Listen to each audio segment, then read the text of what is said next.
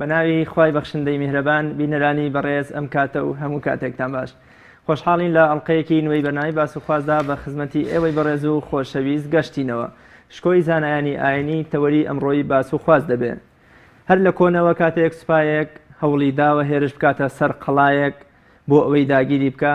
ڕاستەوخۆ هێرشی کردوتە سەر پاسەوانانی قەڵاکە و ویستویەتی لەو دەواازەیەوە قەڵاکە داگیر بکە.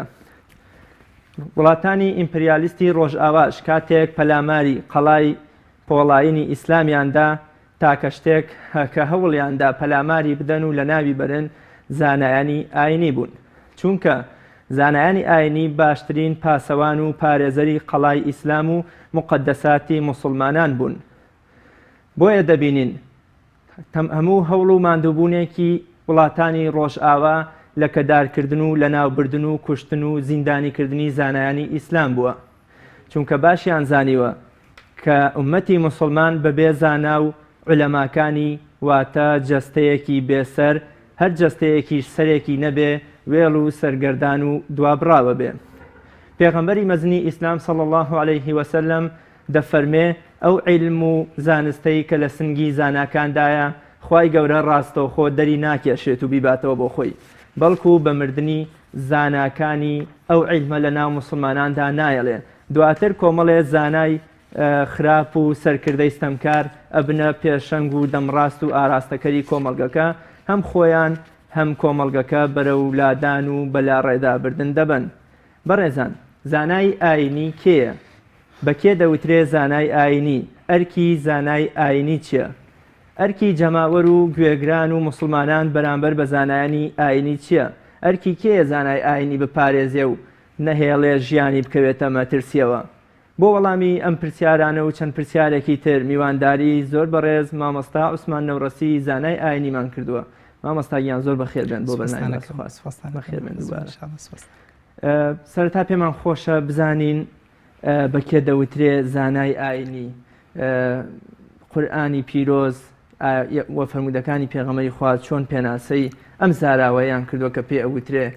عولەما یا زانای ئاینی؟ بسم الله الرحمن الرحيم. الحمد لله رب العالمين، والصلاة والسلام على رسوله الأمين محمد وعلى آله وصحبه أجمعين. پێشەکی بەرلەوەی وەڵامی پرسیارەکانی جەنابەت بدەمەوە، ئەم منبەرە و ئەم کاتە بە گونجاوە زانم کە جارێکی تر لێرەوە لە مناسبەی ئەو کارە ساتە قورس و ئەو مەئەساتە قورسەی کە بەسەر زانایان هات کە لەم ماوەیەدا شەهیدبوونی جەنابی دکتۆر مەلا هوشیار،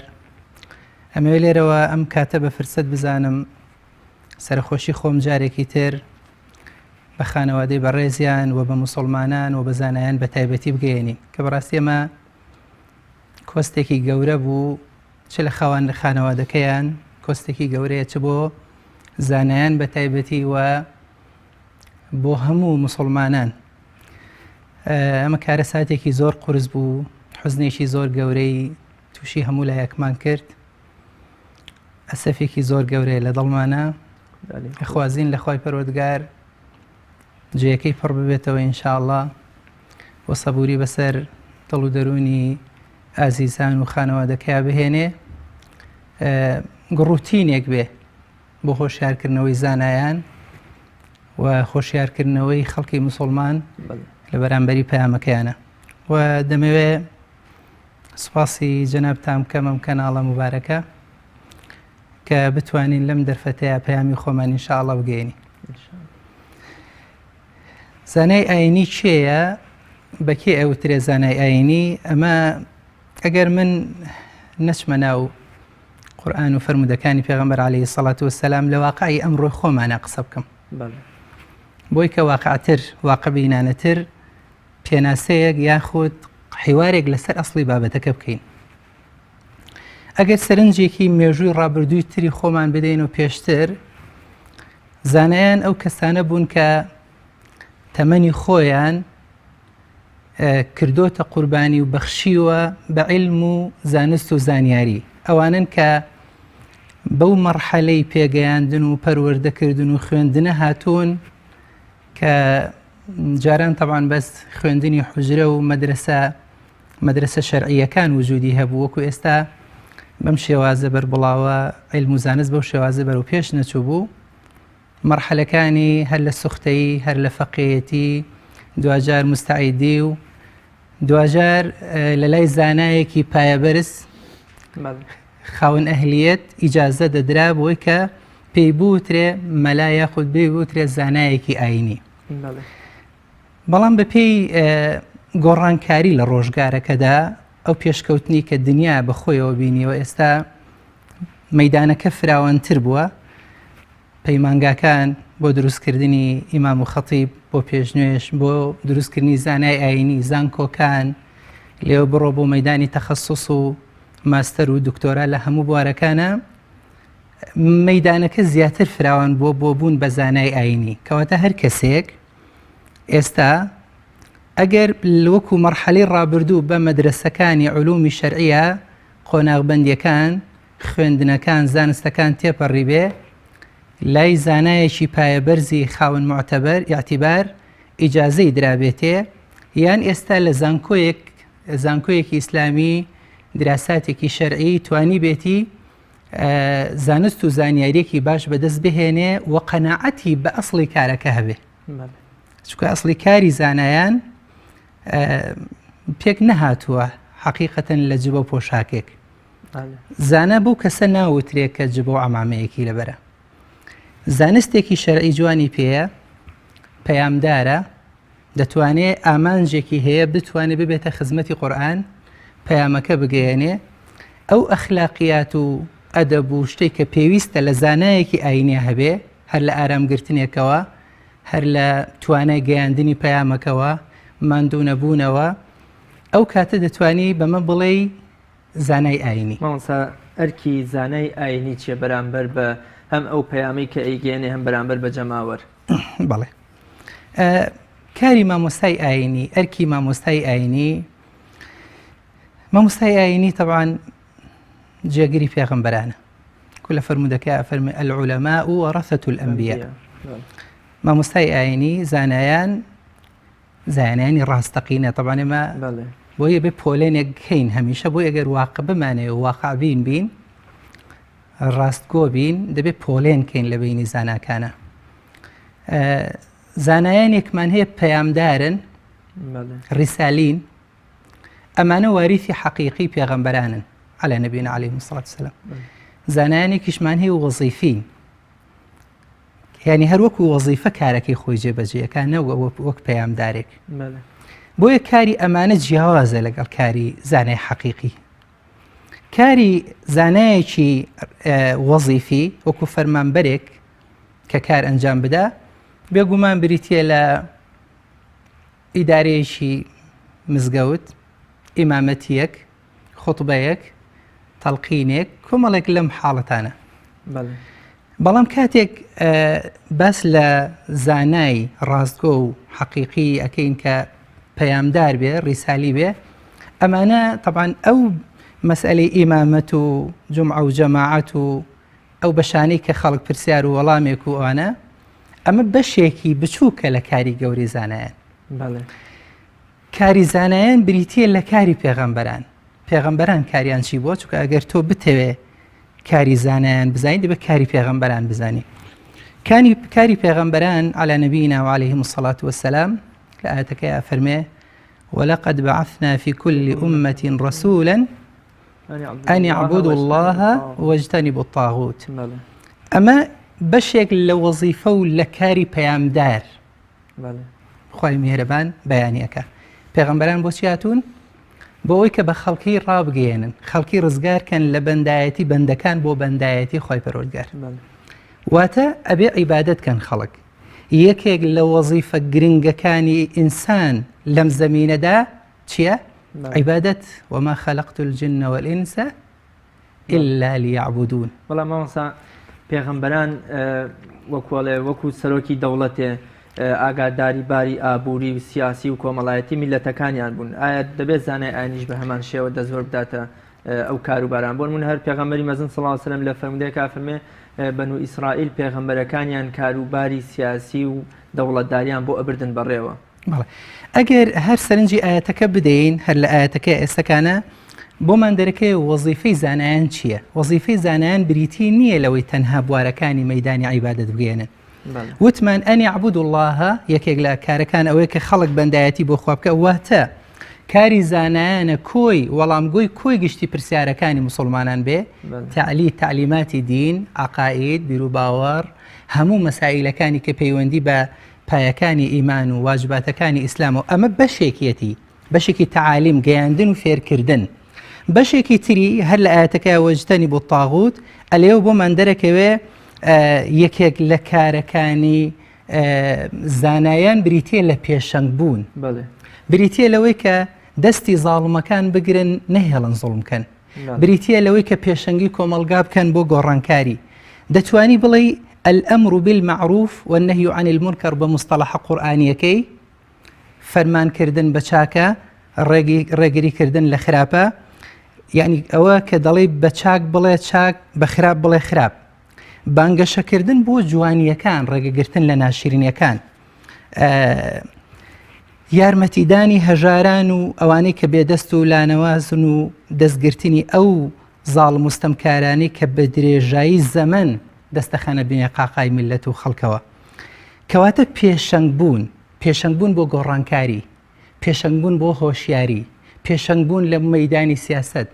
پێشەنگ بوون لە هەموو مەیدانەکانە. ئەمە یەکێکە لە وەزیفەکانی زانایان. جەنابتان زانایانی ئاینتان پۆلیان کرد بۆ دوو چین، یەکێکیان ئەوەی کە هەر وەزیفی بێ، ئەوی تریش کە هەموو کاروباری مسلمان بگرێتە دەست. ئەم دوو جیلە، ئەم دوو پۆلە لە زانایان هەردووکیان ئەبنە واریس و میراتگری پێغەمبەران سەلامی خۆیان لێبێ؟ بێگومان نەخێر. طبعاً ئەوەی کە وەزیفی کارەکە جێبەجێەکە و بۆکو چۆن وەکو کارمەندێکی تر وەکو فەرمانبەرێکی تر کارەکە جێبەجێەکە لە پەیامەکە نەگەیشتووە،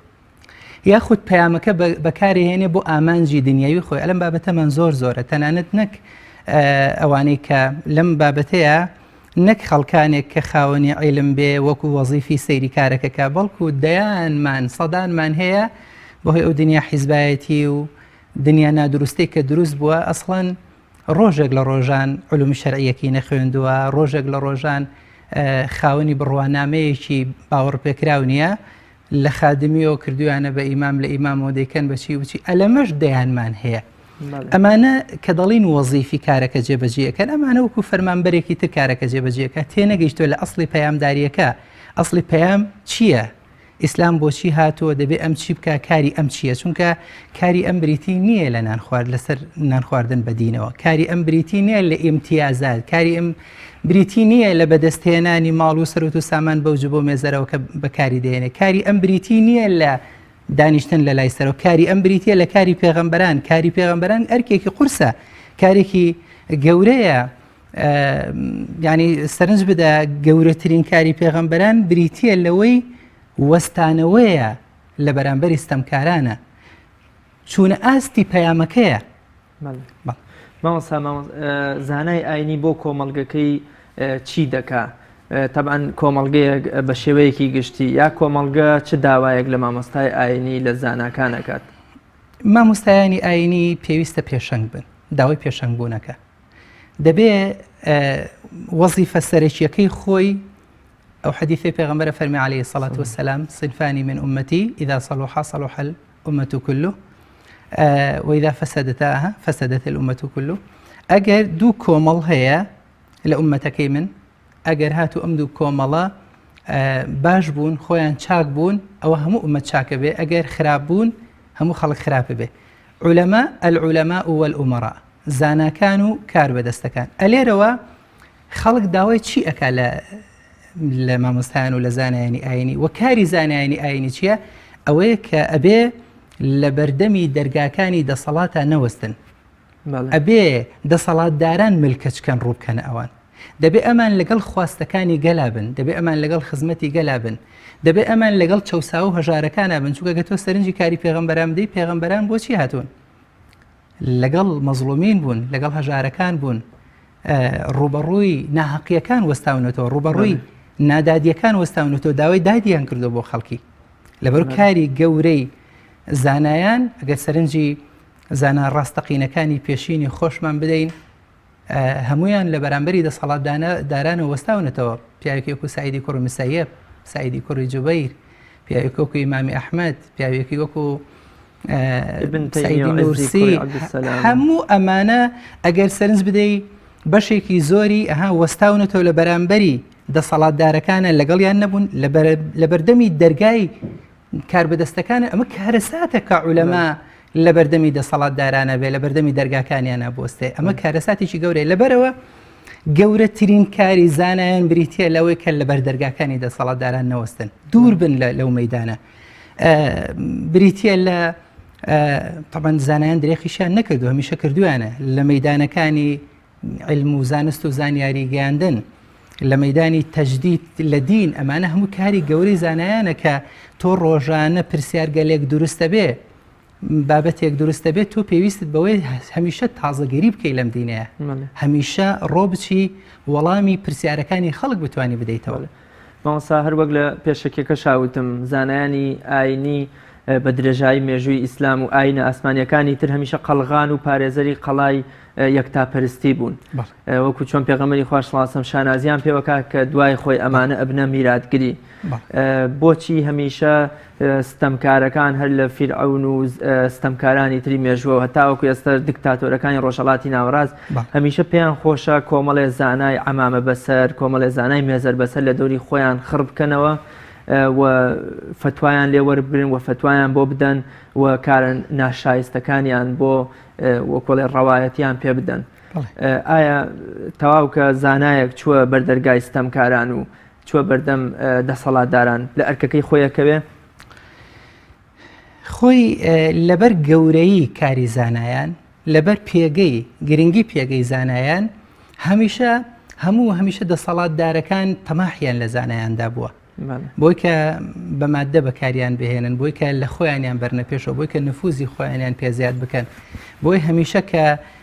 فتوایان لێوەرگرن و شەرعیەت بە ناحەقی و زوڵم و زۆریەکانی خۆیانیان بدەن ئەمە گەورەی پەیامی زانایانە زانایان کارەکەیان گەورەیە پەیامەکەیان گەورەیە هەمیشە تەماحیشیان لەسەر ئەلێرەشەوەیە زانایان ئەو پەرتەوازەی کە دروست بووە ئەمە یەکێکە لە هۆکارەکان بریتێ لەو پەرتەوازەی کە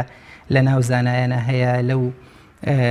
نەبوونی وەحدەت و نەبوونی قسە و نەبوونی هەڵوێستی گرنگ لەو هەموو معانات و کێشانی کە دێتە پێشەوە گرنگترین هۆکارێک بریتێ لەوەی کە دەسەڵاتدارەکان واز ناهێنن حیزبەکان واز ناهێنن دێن زانا دەکڕن دەیانەوە بیکڕن هەر دەستیان نەکەوت دێن دروستی دەکەن بۆی کە بتوانن شوێنکەوتی خۆیان بۆی بتوانن قسەکانی خۆیانی پێڕەواز پێ بدەن بەڵێ مامۆستا ئەرکی زانامانزانی بەرامبەر بە پەیام بەرامبەر بە جەماوەر بەرامبەر بە خودی کۆمەڵگە با ئێستا بزانین ئەرکی جەماوەر و مسلمانان و گوێگران بەرامبەر بە مامۆستای ئاینی چییە پێویستە چه ئەرکێک بنوێنن و چه کارێ بکەن بۆ بەرز ڕاگرتن و هێشتنەوەی خودی کەسایەتیە کە پێی دەگوترێ مامۆستای ئاینی یا زانای ئاینی خۆی گەورەترین کارێک کە خەڵک بیکە لەگەڵ زانایانە کە ئەم دوو چینە تەواوکاری یەکترن زانە خزمەتی ئەوانەکە بە پەیامی خوایی بە فەرمانی ئیلاهی بە پەیامداریەکەی ئەوانیش پێویستە کە پشتگیری زانایان بن لە هەموو حاڵەتەکانە بەڵام ئەوە بێگومان یەکێک لە گرفتە گەورەکانی ئێمە لە معاناتەکانی ئێمە لەم بابەتەیە مەسەلەی خەڵک شێوازی حاڵیبوونیەتی لە زانایانی ئاینی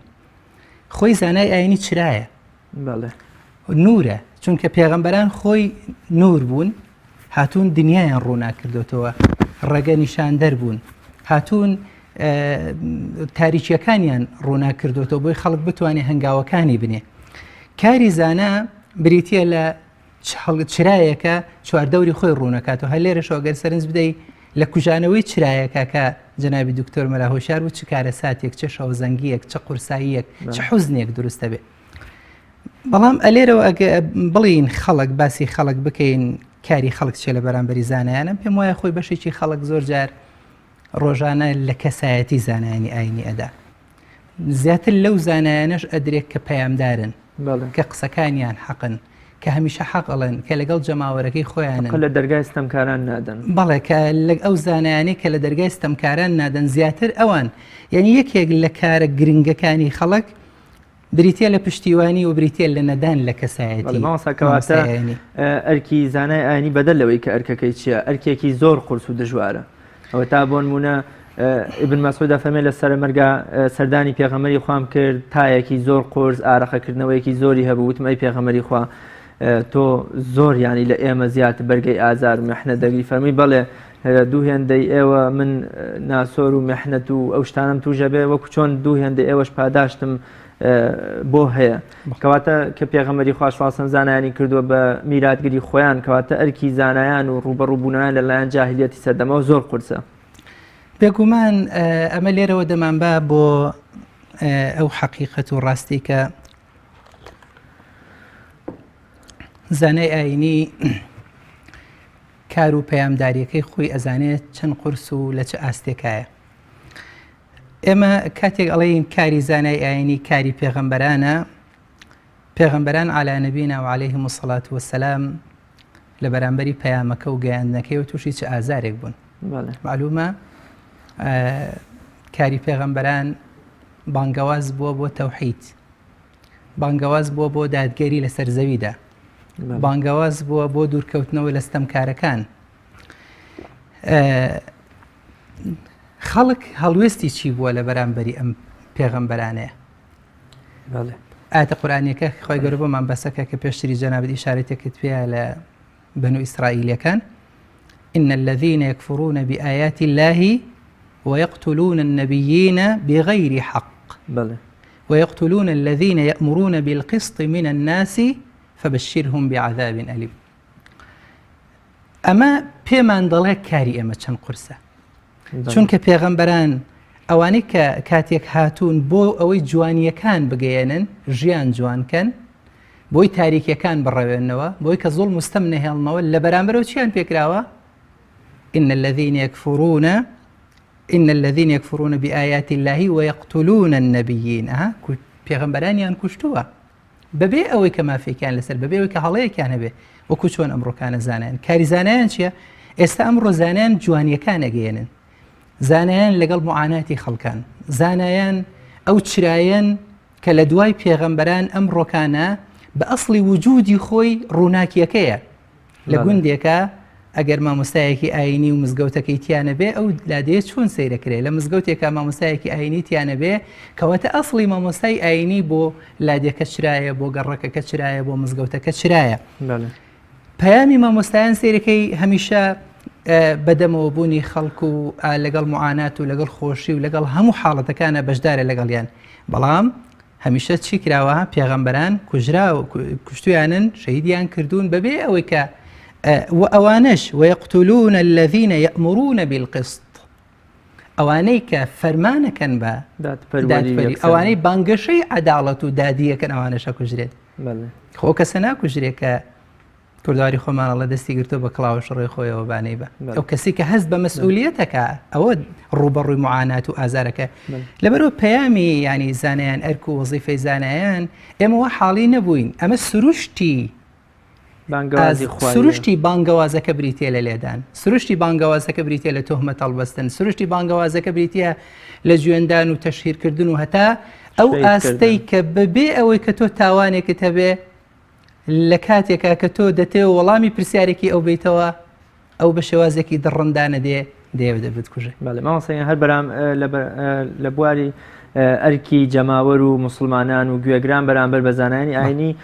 جاران لە کوردستانە چەند ساڵێک بەر لە ئێستا چەندەیە بەر لە ئێستا مامۆستا زۆر ڕێزی لێدەگیرا لە کۆمەڵگەی ئێمە بوو بە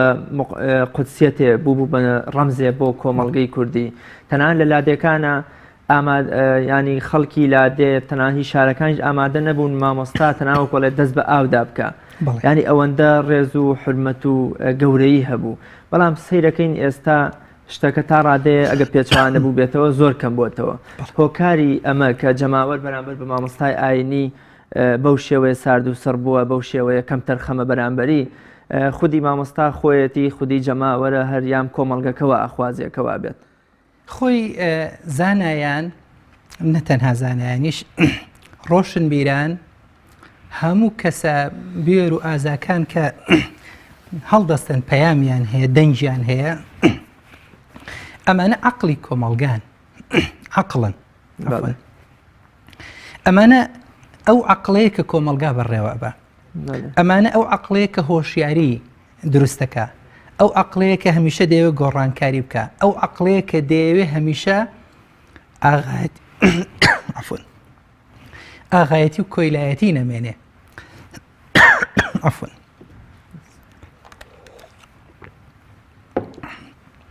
ئەو عەقڵێتەیە کە دەیەوێت دەستەمۆیەتی نەهێڵێ بەرژەوەندیەکانی حیزب وانەکە کە خەڵکەکە بکاتە کۆیلەی خۆی و بەرژەوەندی خۆی ئەوانەی کە لێرەدا بەرژەوەندیەکانیان دەکەوێتە مەترسیەوە ئەوانەی بەرژەوەندیەکانیان ئەکەوێتە مەترسیەوە ئەوانەی کە ئیتر تۆ خەڵک والی یەکەی واز لە کۆیلایەتی بێنێ ئەمانە هەمیشە دێن چیەکەن ئەلێرەوە کار لەسەر ئەوە دەکەن باسەکە لەوە نییە خەڵکی عامە بێوێ ئەمە دەستێکی ترە ئەمە نەخشەیەکی ترە لە پشتی ئەوانەوە بەڵام خەڵکی ئێمە دەبێتە ئەداتی جێبەجێکردنی نەخشەکە ئەمە ئەو دەستەیە کە دەیەوێت ئەم عەقڵە گەورەکە نەهێڵێ دەیەوێت ئەو عەقڵی چونکە ئەگەر خەڵک هۆشیار بێتەوە کار بەدەستەکان دزەکان ناتوانن دزی بکەن درۆکانیان فەزاحەتەکانیان هەمووی کەشفە بێ لەبەرەوەن دێن چیەکەن خەڵک بەکارهێنێن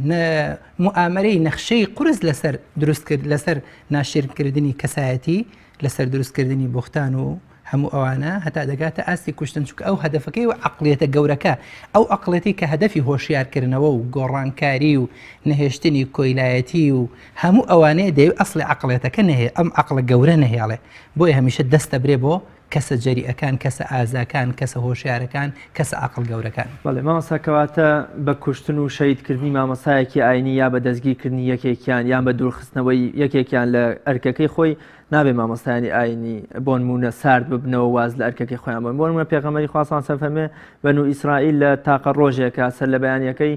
حەفتا پێغەمبەری خۆیان کوشتووە بۆ نمونە پێغەمبەری وا هەبووە بە مشار کراوەتە دوولەتەوە بۆ نمونە پێغەمبەری وا هەیە سەر بڕاوە پێغەمبەری وا هەیە بۆ نمونە خراوەتە نێو ئاگرەوە تەنانەت ئاخ و ئۆفێکیشیان نەکردووە تەنانەت بۆ نمونە ناڕەزایەتیشیان دەرنەبڕیوە بەرامبەر بە خوای گەورەیان بڵێن ئێمە ناڕازین چونکە ئەرکی خۆیان ئەوە بووە کاتە لە دۆخەی ئێمە دوورخستنەوەی مامۆستایانی ئاینی بڕینی موشەکانیان دوورخستنەوەیان لە وتاربێژی تەنانەت تا شەیدکردنیشیان نابێ مامۆستایانی ئاینی سارد ببنەوە واز لە پیشەی ئەمە کاتێک پەیامەکەی خۆمان زانی کاتێک سروشتی ڕێگەکەمان زانی نەک سارد نابینەوە هەمیشە ئەمانە شەحنمانەکەن هەمیشە ئەمانە ئەو بەڵێنەمان پێ تازایەکەنەوە کە ئێمە زیاتر سوورە بین لەسەر کار و وەزیفەکەی خۆمان کە کاری پێغەمبەرانە ئەوەی کە جێگەی دڵگرانی زانایانە لەم بوارەیە ئەوە نییە کە ئێمە پاشگەز بینەوە بترسین لە کارەکەی خۆمان دواکەوین نەخێر ئێمە سروشتی کارەکەی خۆمانمان بۆ دەرکەوتەوە دەزانین پێمان ڕاگەیاندراوە چۆن چۆنیە لەبەرەوە ئەمانە هەمووی تازەکردنەوەی پەیمانە بۆ ئێمە بەڵام ئەوەی کە لەسەر شانت قورسە بێ ئێمە میلەتێکی موسڵمانین خەڵکی ئێمە موسڵمانە بۆچی ئەبێ موسڵمانان لە کاتێکا زانای ئاینی خزمەتی ئەکا بە دەمیەوەیەتی ڕۆڵی چراکە ئەبینێ بۆی ڕۆڵی زانای ئاینی کورد نەکرێتەوە تەنها لە ئیمامەت و لە وتارەکەیە چونکە ئەگەر ئەسڵی ئیمامەتەکەت دەبێت پەیام بە پەیامی بێ ئەسڵی وتارەکەت پەیامداری بێ ئەسڵی هەموو ئەو کارانی کە تۆ یەکێ بێ پەیامداری بێ ئەگینا تۆ ئامانجت نابێ ئەو کاتە لە ژیانەکە ئەمە کارەساتە زانای ئاینی بێ ئامانج بێ بێ هەدەف بێ بێ ڕوئیا بێ بەڵام کاتێک تۆ لە بەرامبەری موسڵمانانە هەموو ئەو خزمەتە جوانانە پێشکەشەکەی کە پێغەمبەران کردویانە ڕۆڵی چرا و خۆرە بینی ڕۆڵی مانگەکە بینی بۆ ڕووناکردنەوە ئەنجا ئەو بێ لە پاداشتی ئەوانەیە بەم شێوازە بێتە جێبەجێکردنی نەخشەی خەڵکێکی تر چونکە هەموو ئەوانە کە ئەو کارانە جێبەجێەکەن و نەخشانە چ لە تیرۆرکردنی کەسایەتێکی زانابەیان هەتا دەگاتەوەی تیرۆرکردنی ئەسڵی ڕۆحی ئەمانە خۆمە بۆ خۆی نەکردومە لە پێناوی مادەیە کردوێتی لە پێناوی هێشتنەوەی دەسەڵاتێکە بۆ کەسێکی تر کردوێتی وەکو ئەو قەولێ جوانی کاڵێ بڵین بێعەقڵترین کەس چێیە ئەو کەسەیە کە دنیای خۆی بۆ دنیای غەیری خۆی ئەفرۆشێ دینی خۆی بۆ دنیای غەیری خۆی دینی خۆی بۆ دنیای غەیری خۆی فرۆشە یعنی ئەو هاتووە خۆی فرۆشتۆ بۆ خەیری خۆشی خۆ بۆ خۆشی نییە دوجار پەیامی کەسێکی تر جێبەجێیەکە بۆ مانەوەی بۆ دەوڵەمەندبوونی بۆ هەر شتێکی تر لە ئەوانە بێت مامۆستاگیان بۆ چوونی ئێوە لەسەرەوە چییە کە ئێستا حکوومەت بە ناوی پۆلێنکردنی ئاینیەوە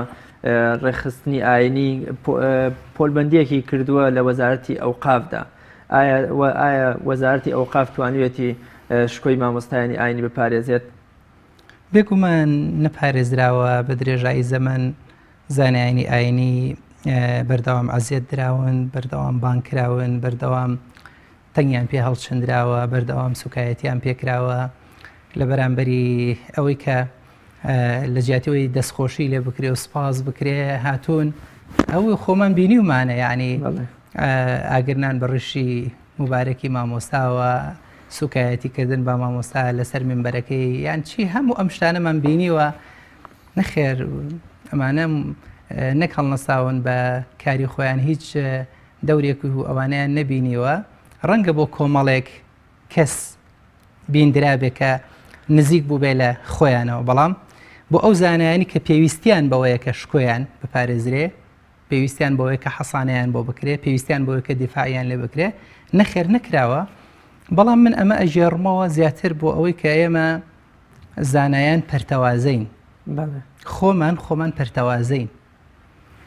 باوەز بێنین لەوانی کە جارێ ئەسڵەن نانەخۆن بە دینەوە و بەجبە و مێزەرەوە و بە ئەمانە ئەوە خۆی گەورە خۆی کاری خۆیان لەگەڵاکە چکەمانە عقوبیان گەلێ قورسە لە قیامەتە ئەو جبە و مێزەرە کە تۆ بەکارێنی ئەبێ بۆ بەکاری بهێنی کە بناسریتەوە کە تۆ یەکێکی لەو پیاوانەی کە لە ڕێگەی ئەم دینیە کارەکەی بتوانێت خزمەتی خەڵک بکەی وەکو پێغەمبەر عەلەیهی سەڵات وەسەلام دەڕوا و کۆڵەکە بۆ پیرێژنە هەڵەگرێت دەڕوا و دەستگیرۆی یەکێکی ترەکە دەڕوا و لەگەڵ وەڵامی پرسیاری مناڵەکەیەوە دەڕوا بەم شێوازەیە زانایان ئێمە پەرتەوازەین ئەمە یەکێکە لە کارەساتەکان کە معاناتێکی گەورەی ئێمەیە زانایان بەهۆی ئەو پەرتەوازەیە و بەهۆی ئەوەی ماڵێک نییە کۆمان کاتەوە ئەرکی کێیە شکۆ و ڕێزی زانایانی ئاینی بپارێزێ و ئایا زانای ئاینی پێویستی بەوە هەیە کە بۆ نمونە کەسێک بیپارێزێ ئەم ئەرکە ئەکەوێتە ئەستۆی کێ وەزارەتی ئەوقافە حکومەتە موسڵمانانن یا حیزبی ئیسلامیە یا مزگەوتە یا ئەم ئەرکە لەسەر هەموو لایەکمانە یەکەم کەس ئەرکەکە لەسەر خودی زانایان خۆمانە ئێمە خۆمانە بێ هەڵسین بەکارەکە ئەگەر خۆمان خەمی خۆمان نەبێ خەمی دینی خۆمان نەبێ خەمی پەیامەکەی خۆمانمان نەبێ خەمی کەسایەتی خۆمانمان نەبێ خەمی ئەو ئەرکە قورسە وەزیفە قورسەی کە خوا جەلە جەلالیه داوێتی بەسەرمان و خۆمان ئیختیارمان کردووە من خۆم هەڵم بژاردووە ئەبێ خۆشم لە ئاستی پەیامەکەی بم ئەمە کەواتە بێ خۆم لە ئاستی پەیامەکەی بم کەواتە زانایان خۆمان یەکێتی زانایانمان وەزارەتی ئەوقاف موسڵمانان هەموو ئەمانە بەشدارین بەڵام پێش هەموو کەسێکە بێ خۆمان بەم کارە هەڵسین ئێمە بەداخەوە ئەڵێم ئێمە خۆی هەر ئەمەشە هۆکاریەوەی کە زانایان تەوزیعن بەسەر ئەحزاب ینی ئەمە دەوترێ مەمەسایە ئەمە مەلای پارتیە و ئەمە یەکێتیە و ئەمە ئیسلامیە و ئەمە ماڵێک نی هەمومان کۆکاتەوە یەکێتی زانایانێکمان هەیە تەوزیع بەسەر دوو هێزدا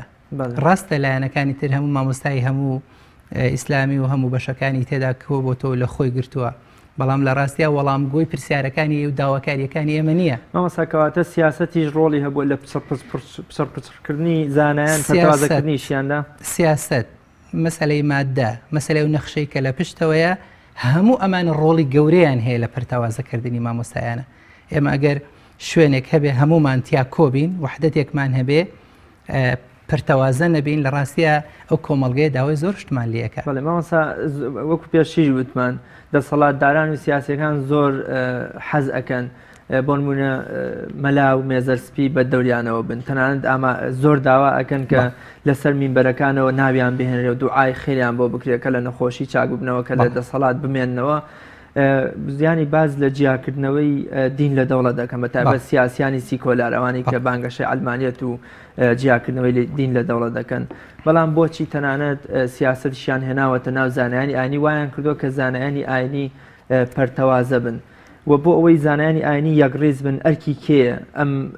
ئەرکە بگرێتە ئەستۆی خۆی و بتوانێت هەموو زانایانی کورد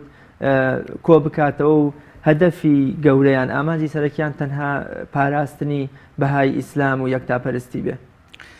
ئەرکەکە ئەرکی خۆمانە وتمان دەبێت پێشەم و کەسێمە خۆمان بە ئەرک و وەزیفەکە هەڵبسین دەبێت وەک جەنابتان فەرمووتان زانایانی ئاینی بۆ هەندێکیان دابەژون بەسەر لایەنێکی سیاسیە هەندێکیان بەسەر لایەنێک ترا ینی تەنانەت لەوە چێ ئامادەش بن بە پێی خواستی حیزبەکەیان نەبێت لەسەر مینبەر وتار نەخوێندنەوە ڕاست چۆن ئامادەیە لەگەڵ جەنابتا بێت بۆ نمونە پرۆژەیەک تەقدیم کا بۆ یەکڕیزی بۆ ئەوەی کە هەمووتان لە دەوری شتێ کۆ ببنەوە لەسەر خاڵێک هاو بەش بن؟ ئێمە زانایان بانگەشە بۆ شتێکی گەورە ئەەکەین کە قیامەت بانگەشە بۆ مەسئولیەتێکەکەین کە لەسەرمان و ڕۆژێکیش لە پرسیینەوەمان لەگەڵا کرێ بانگەشە بۆ ئەوکەین تاک بە تاکی ئێمە ڕۆژەکە بێ وكلهم آتيه يوم القيامة فردا تۆ بە تەنهایی دەگەڕێتەوە بۆ لای خۆی پەروەردگار دەبێ مەسئولیەت قیامەت وامان پێ بکە بە خۆداچوونەوە دروستکەین ئەبێت ینی ئەمە وامان پێ بکە کە ئێمە ڕێبازی پێغەمبەران بە فعلی و بە حەقیقی زیندوو بکەینەوە واز لە ئارەزواتەکان و مەساڵح و بەرژەوەندیەکانی خۆمان بێنین واز لە منسەب و کورسی و دەسەڵات و چی بێنین لەبەرەوە بۆیە ئەڵێم هەمیشە کاری خۆمانە کاری گەورەی ئێمە ئەگەر ئێمە خۆمان خەمی وەزیفە و خەرمی کارەکە و ئەدای مەسئولیەتی خۆمان نەبێ یخۆ خۆمان لە قیامەتە خۆی پەروەردگار بانگمانەکە و هەر یەکە پێویستە وەڵامی خۆی پێبێ ئەمە کاری گەوری ئێمە کە خۆشیار بینەوە کە خۆمان بە خۆماندا بچینەوە بۆی کە بتوانین لە ئاستی گەورەی پەیامەکەیا بین بۆی کە بتوانین ئەو ڕۆڵەی کە زانایانی پێشینی ئێمە بینیان کە ئەگەر سەرنج بدەیت شۆڕشەکان هەر مەلاکان بوون شۆڕشیانی داگیرسێنەری شۆڕشەکان شاعیرە گەورەکان یعنی هەرچی مەودایەک مەجالێک کە تۆ ئەگەر سەرنجی بدەیت دەستپێکەکەی و فەزڵەکەی و گەورەیەکەی هەمووی زاناکان بوون ئەی بۆچی ئێستا ئەم مزداقیەت و ئەم گەورەی خۆی لەدەستداوە خۆمان بچوو کردوتەوەوانێ خۆمان بچوو کردوتەوە بە حیزبەکان خۆمان بچوو کردوتەوە بەشتی بچووک بە شووەک و خەڵکی شوێنکەوتنی مادە و هەموو ئەو بەشانەی تر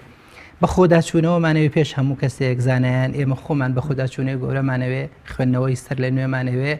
جارێکی تر بۆی کە بتوانین جێبەجێکەری پەیامەکە بین. مامۆستا زانایانی ئاینی وەکو پێشتریش وتم لە ناو کۆمەڵگەی کوردیە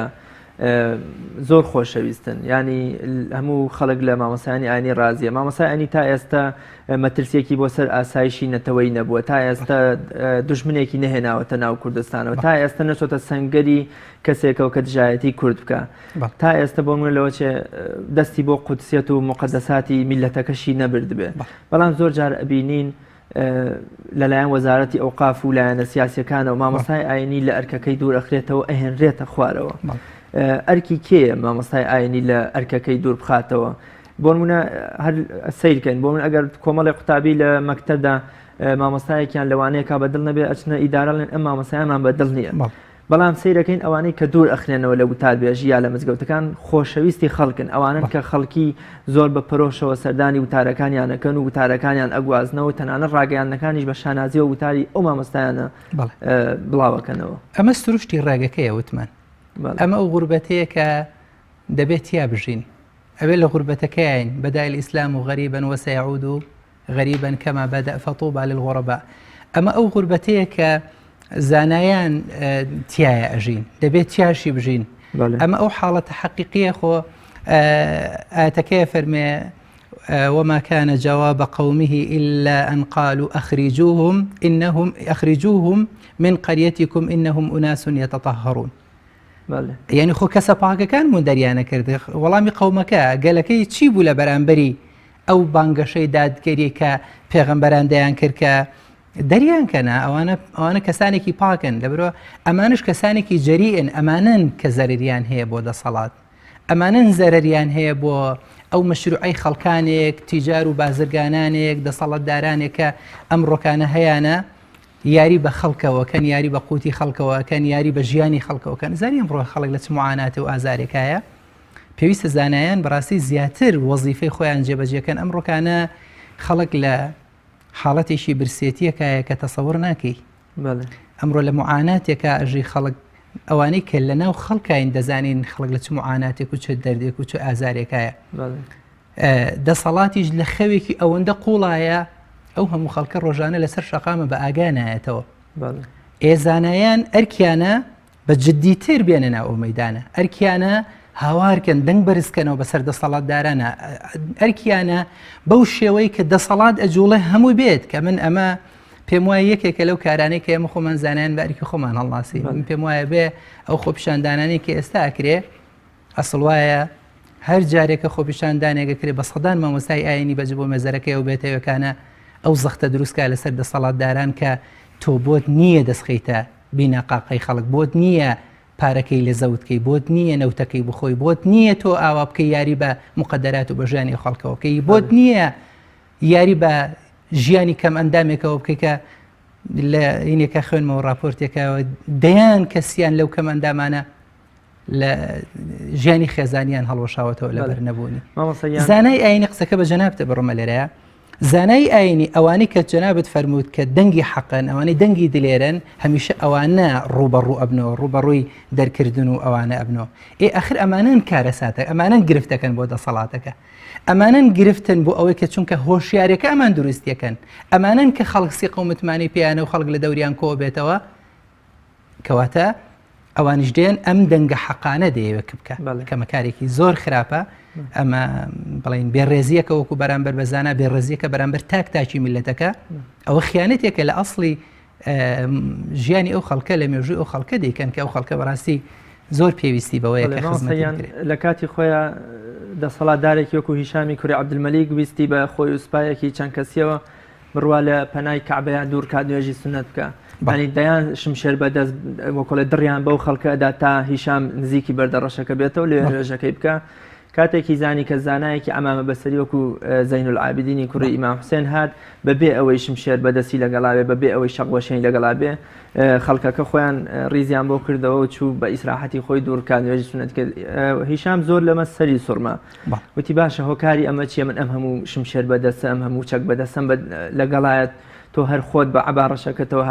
هاتی نوێژەکەت کرد ئەویش فەرمووی تۆ بە شمشێرەکانت گردنی خەڵکت لەدەسە تەنها توانی گردنیان لێ بکەیتەوە ئەوە بەس من دڵی خەڵکەکەم بەدەستە دڵیان لە دەستی منایە چۆنم بوێ ئاوا بۆم هەڵەسێن چۆنم بوێن ئاوا بەگوێمەکەن من مەبەستم ئەوەیە زانای ئاینی لەم ڕۆژە تەنها لە ڕووی معنەویەوە دڵی خەڵکی بەدەستە ینی خەڵک ئامادەیە هەموو سۆز و محیبەت و خۆشەویستێکی خۆی بۆ زانای ئاینی دەرببڕێ بەڵام ئێستا لە وڵاتی خۆمانە بمونە وەزیر ئەندام پەرلەمان کۆمەڵێ بەرپرسی تر حەسانەیان هەیە باز لە حەسانەیەکرێ ئایا جەنابتان بوونی شتێکی لەو جۆرە بۆ مامۆستای ئاینیش بە پێویست دەزانن هەمیشە بە پێویستمان زانی و داوامان کردو هەمیشە وعد و بەڵێنیشمان پێدراوە بەڵام نەتواندراوە نەیان کردووە لەبەرەوەی یەکێک لە ئەو مەجالانە مەجای حیزبایەتی و ئەوەی کە باسمان کرد ئەمە ناهێڵە و حاڵەتە بەینا من بیرمە لە کۆنگرەی ڕابردوو هەڵبژاردننی بڵێن یەکێتی زانایانە کە خۆم بەشدار بوومتیایە ئەو کاتە یەکێک لە بانگەشەکان بریتی بوو لە دروستکردنی حەسانە بۆ زانایان ئەیکوا بۆ حەسانەکە نییە نەک حەسانەکە نییە حەسانەیەکت بۆ دروست ناکرێ ئەسڵەن لە پشتەوەیە نەخشەکە لەسەر ئەوەیە کە دەبێ زانایان ڕۆڵەکەیان نەهێڵدرێ کە لێت بدرێ کە سوکایەتیت پێ بکرێ کە لە وەزیفەکەدات بگرێت کە شخصیات و کەسایەتی تەویر بکرێت ئاگاتە ئاستی ئەو تیرۆرە جەستەیشکە چەند کارێکی قورسە بێگومان زانایان ئەگەر خەڵ دەسەڵات ئەگەر ئەو نەخشە گەورەیە لە پشتی بابەتەکەەوە نەبێ زانایان کارەکان کارێکی مبارەکە چونکە کاری پێغەمبەرانە ئەو میلەتە میلەتێکی موسڵمانە زانایانیش کارەکەیان کاری پێغەمبەرانە کارەکەیان چرا و ڕووناکیە بێگومان زۆر خۆشەویستە من لەگەڵ خەڵکە ڕۆژ بە ڕۆژ خەڵک بەرە هۆشیاریەکە بێەوە بێگومان چۆن ژیان بە ڕووناکیەوە جوانە شەو کاتێک جوانە کە مانگ هەڵدێ و ڕووناکیەکە ئەگاتە زەوی ژیانیش کاتێک جوانە بێ کە زانایان بکەڕێنەوە بۆ ڕۆڵەکەی خۆیان ڕۆڵی سەرەکی خۆیان ببینن تێکەڵبوون بە جەماوەر پشتکردن دەستخستنە ناو دەستی یەکترەوە هەم بۆ مەجالەکانی عیبادەت هەم بۆ مەجالەکانی دروستکردنی کۆمەڵگەیەکی بەختەوەر بێگومان ئەگەر ئەو دەستانە لە پشتەوە نەبن زانایان خۆشەویستن زانایان ڕووناکی و چراکەن خەڵک دەیەون خۆشی ئەون ڕێزیان لێ ئەگرێ بەڵام هەمیشە لە پشتی بابەتەکان و ئاراستە ئەکرێ و زۆر جاریش خەڵکێکی موسڵمانی شەیە خۆی بەخۆی نازانێ کەوتۆتە ژێر کاریگەری کەسانێکی ترەوە نەخشەی خەڵکی تر جێبەجێەکە لە سەفی پێشەوە دانیشتووە بەڵام نەخشەی خەڵکی تر جێبەجێەکە لە ئامساتی بۆ منە شەیدکردنی بیرمەندێکی گەورەی وەکو سەید قوتب یەکێ ئەمامان بەسەری ئەنێرنە لای پێی ئەڵێ سەید قوتب لا إله إلا الله بکە بەڵکو فریاد بکەوێ و خوا لێت خۆش بێ ئەویژە فەرمێ من وا لەسەر لا إله إلا الله بلم بپەتەوە کرێ و شەید دەکرێم تۆش نان و پیازی پێوە خۆی با ئێمە ئەم زانە ئەوانەی کە لە بەردەرگای دەسەڵاتداران ئەوانە جیاکەینەوە هەز ناکەی پەرتەوازایی و ناکۆکی نێوان زانایانی ئیسلامی پاکی ژەوانی کە جەنابتان پەیامی خوا ئەگەن و ینی ئەرکیان تەنها ئەوەیە لەناو خۆیانە ناکۆکن ململانەیەک هەیە بۆیە دەسەڵاتیش وەکو چۆن تەشبیهاتی نەبێ هاڵێک گورگێک مەڕێک هینەکات جیا ئەکاتەوە و دواترژ ئەیکوژێ ینی گرفتەکە ئەوە نییە کە زانانی ئانی زۆر پەرتەوازن زۆر لێک جودان بۆیە دەسەڵاتی ذاتی ئەوەکە کە پەلاماریامدا بەڵێ کاتێک تۆ وەزیفەکەی خۆت نازانی لا خير في علماء يقفون في باب الأمور يعني تۆ ئەو زانایانە خێریانتیانێ لە بەردەرگای دەسەڵاتدار و کاربەدەستەکانە دەوەستن کاتێک تۆ کارەکەی خۆت نازانی دەچیتە بیتە پارێزەری دەسەڵاتێک دەبیتە پارێزەری حیزبێک دەبیتە پارێزەری ماڵ و سەروت و سامانی تجار و بازرگانێک بێگومان ئەو پەرتەوازەیە کاری زۆر خەتەری کردووە لەسەر خۆشمان لەسەر ئەو زانایانی کە پەیامدارن و پێویستمان هەمومان بە مراجعە و بە خۆداچوونەوە هەیە لە هەموو بوارەکانە بەڕاستی پێویستیمان بەوەیە کە جارێکی تر یەک ڕێزی و لێک حاڵی بوون و خوێندنەوەی زیاتر و تێکەڵبوونەوە بە جارێکی تر بە پەیامەکە و بچوونەوە ئاستی پەیامەکە زۆر گرنگە بۆ هەموو لایەکمان ئەگینا ئەو کارە ساتەیە کە ئەمڕۆکانە خۆمان دەیبینین زانایان بووین بە بەشێک لە کێشەکان کە زانای خۆی دەوری خوێ بینێ بۆ چارەسەر زانای خۆی دەوری دکتۆرە بینێ بۆ تەشخیص و بۆ عیلاج بەڵام ئەمڕۆکانە بەشێک لە زانە بۆتە ئەسڵی گرفتەکە خۆی ئەسڵی کێشەکەیە من لە هێنانەوەی ئەو نمونەی سید قوتمان بەسمەوەی با ئێمە زانایان ئەوانەی کە هەموو ئەرکیان هەموو وەکوڵێ خەمێکیان گەیاندنی پەیامەکەی خوایە ئەوانەش تەبعاً لە بەرەی گەلن لە بەرەی پێغەمبەرانن ئەوانەی لێ بە دەرکە کە بۆ نمونە بوونەتە دەمڕاست و مفتی دەسەڵاتداران بۆچی ئەمانە ناتوانن لە ناو خۆیانە سمبولێک هەر لە نێو میلەتی کووردا سمبولێ بۆ خۆیان دروستکەن لە هەموو بڕیار و پێشاتێکا بگەڕێنەوە لای ئەو ئێمە وەکو پێویست لە ئاستی پەیامەکەیانین وەکو پێویست لە ئاستی عیلم و زانست و زانیاریەکەیانین یعنی بەشێکی سەرەکی ئەسڵی خوێندنەوەی خۆمانە تێگەشتنی خۆمانە بۆ دین چونکە تێگەشتنی خۆمان بۆ دین تێگەشتنیشی کورتە تێگەشتنێکی فراوان و گەورە نییە بۆ دین لە ئاستی پەیامەکە نییە خوێندنەوەی جدیمانەوێ جارێکی تر بۆ خۆمان بە خۆداچوونە و خوێندنەوەی جدیمانەوێ ئەمە خۆی بەشێکی لە بابەتەکەیە بەڵام بەشێکی تریشی ئەو دەستەیە کە لە پشتەوە ئاراستەی مامۆستای ئاینی دەکا و ناهێڵێ یەک بوونەکە دروست بشکە خەڵکێکەیە لە ئاوی لێڵ وتراوە مەسەلەن مەلێکە دزێکەیە لە تاریکی شەوە دزیەکە خەڵکێک هەیە لە دەستەمەوەکردنی خەڵکە قازانجەکە کاتی بەرنامەکەشم هەر بەرەتەوابوونە چێ دوای تیرۆرکردنی دکتۆر شەهید دکتۆر هوشیار ئیسماعیل ئەرکی وەزارەتی ئەوقاف و زانایانی ئاینی چی دەبێت؟ ئەرکی گەورەی دام و دەستگا حکومیەکان ئەوەیە کە بەجددی لێکۆڵینەوە لەم بابەتە بکرێەوە قانون و یاسا سەروەر بێ و وەڵامگۆیەکی حەقیقی ئەو داواکاری و خواستانەی هەم خانەوادەی هەم مسلمانان زانایان هەموو خەڵک بۆ ئازارن و بۆوانە وەڵامگۆیەکی حەقیقی هەبێ ئەسڵی ڕووداوەکە بکوژەکان هەموو ئەمانە دەستگیر بکرێن دوور لە سیناریۆ و هەموو حاڵەتێک ئەمە ئەرکی ئەوانە و ئەرکی گەورەی زانایانی ئێمە خۆشمانە کە ئەمە بکەینە هۆکارێکی هۆشیار بوونەوە بۆ خۆمان ئەگەر مامۆستا هۆشیارێکیان لێبردین کە جێگەی شانازی هەموو لایەکمان بوو شانازیمان پێوە کردە بە هەر یەکێک لێمە بێتە مامۆستا هۆشیارێک ئەگەر مامۆستا هۆشیارێک دەنگێکی حەق و گەورە بوو لەسەر منبەرەوە دەبێ ئەم جارە سەدان مامۆستای تر کە تا ئێستا نەیتوانی ئەو دەنگە حەقە بێتە ئەو دەنگە حەقە ئەبێ هەمومان بینە لەگەڵ خەڵکا چۆن لەم چەند ڕۆژەیە هەمومان بێکەوە لە شەقام بووین لەگەڵ خەڵکە دەبێ هەمومان ئەوە لەگەڵ خەڵکە تێکەڵ بینەوە جارێکی تر بۆ هەموو داخوازیەکان بینەوە سەر شەقام و بەدەسەڵاتداران بڵێن دەبێ ئیتر بەس بێ کوشتن دەبێت بەس بێت تیرۆرکردن بەس بێ لە لێدانی کەسایەتی و عەقڵەکان خۆ تەنها جەنابی دکتۆر مەلا هۆشیار نییە چەنەهای پێش ئەو چەنەها ڕۆشنبیران و کەسایەتی گەورە چەنەها ئێستا لە ناو زیندانەکانان بەبێ تاوان بەبێ ئەوەی کە هیچ کێشێک حاڵەتێکی لەسەر بێ کەواتە ئەمە دەبێ هۆشیارمان کاتەوە دەبێ ئەگەر مامۆستایەکیان لێبردینەوە عەهد و پەیمانە دین هەر یەکێک لە ئێمە ببینە و مامۆستایە و ئەو دەنگە حەقا ئەو دەنگە زوڵاڵی کە ئەو ستەمکارانی کە لە دەنگی مامۆستا ترسن دەبێ هەمومان ببینە ئەو دەنگە ئەمە زۆر گرنگە. مامۆستایان لە کۆمەڵگەی کوردی گرفت و معانات و مەشاکیلی مامۆستایانی ئاینی چین؟ لە کۆمەڵگەی کوردیە معانەتەکانی ئێمە معانەتەکان بەشێکی لەگەڵ خودی خەڵکەکە خۆیەتی معانەت خەڵک خۆی بینینی بۆ کاری مامۆستا و وەزیفەی مامۆستا کورتە خەڵک زۆر جار یعنی بە پۆشاک زاناکانە ناسێتەوە ینی کە ئەمە عینی ئەمە عەقڵ بوونە لە چاوە دەبێت تۆ کەسەکان بناسیتەوە زاتەکان بناسیتەوە ئەم کەسە خاوەنی چ کەسایەتیەکە خاوەنی چ زانست و زانیاریەکە بەدەر لە مەسەلەی پۆشاک و هەموو ئەمانە یعنی یەکێک لە گرفتەکانی ئێمە لە معاناتی ئێمە خودی خەڵکەکە خۆیەتی بەوەی کە کوردبینە لە ڕوئیای کەمە بۆ مەسەلەی کار و وەزیفەی مامۆستا نازانێت وەزیفەی مامۆستا و وەزیفەی پێغەمبەرانە ینی معاناتی ئێمە زۆر جانب زۆر لایەن ئەگرێتەوە معاناتە لەگەڵ دەسەڵات کە ئەوەی کە لە ناو بەرنامەکە جەنابی ئیشارەتت پێکرد